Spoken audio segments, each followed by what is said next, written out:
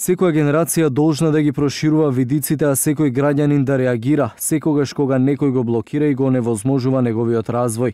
Премиерот Заев на одбележувањето на 11 октомври во Куманово изјави дека политичките лидери и народните избраници имаат обврска да продолжат храбро и одлучно кон остварување на стратешките цели на Македонија во оваа фаза од историјата: побогато општество, повеќе можности за сите, членство во НАТО алијансата и Европската унија.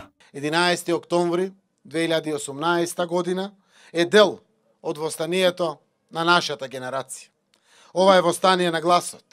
Тој глас со кој што ќе осигураме иднината на слободна, независна, европска, просперитетна Македонија. Тој граѓански глас ги повика институциите да ја овозможат европската и атлантската и евроатлантската иднина на сегашните и идните генерации во нашата Македонија. Сега е редот на гласот на народните избраници во собранието, кои се исправени пред историската одлука за иднината на Македонија за сите нас. Пред 77 години борците од нов отпочнаа борба за иднината, а нашата генерација денес ја има таа чест да се избори за европската иднина на Република Македонија. Токму во најтешкото време за Европа и светот Македонија го направила најважниот потек. Народот ги искали македонските национални интереси и стратешката ориентација како нација, вели вице-премиерката Радмила Шекеринска. Според неа задачата на секој вистински лидер е да ја чува и негова земјата, да не бега од проблемите, туку да ги решава и да не мисли на себе, туку на својата држава и да ја однесе еден чекор напред од моментот кога ја наследил. Одлуката на владата да го иницира процесот на уставни промени е дел од таа визија. Предлогот да влезе во собраниска процедура е одлука да почнеме таа визија да ја спроведуваме. Овој предлог јасно ги демантираш сите манипулации, сите лаги и заплашувања во изминатиот период. Остануваме македонки и македонци, кои својот македонски јазик ќе успеат да го направат официјален јазик на Европската унија.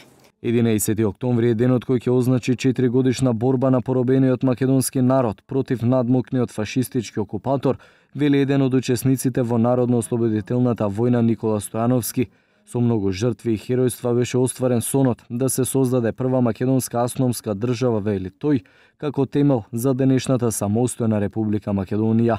Денешното поставување на темелните вредности на нашата народна ослободителна борба во која се втемелени животите на над 24.000 борци и на вредностите и придонесите на автономска Македонија не се само повикување на траен пиетет кон тие вредности, туку пред се потреба на нова храброст, на нова смелост за изградба на врзните ткива на нашиот народ, што во овие кризни состојби ќе го поведе по светлите патишта на слободата, единството, смелоста и придонесот на секого за отварање на нови перспективи на развојот на државата врз високите европски и светски вредности. Вице-премиерот Ангјушев вели дека овој датум е запишан во историјата како непокор на македонскиот народ, символ на револуционерната борба за своја држава и просперитет. 41 година, 11 октомври, бил датум на борба против фашизмот. Денеска имаме нови предизвици како македонска држава, а предизвиците се да се биде член на НАТО и на Европска унија, каде што се нуди стабилност и безбедност за нашиот народ. Празникот со свечености се одбележа пред владата во Скопје, на спомен костурницата во Куманово и на могилата на непобедените во Прилеп.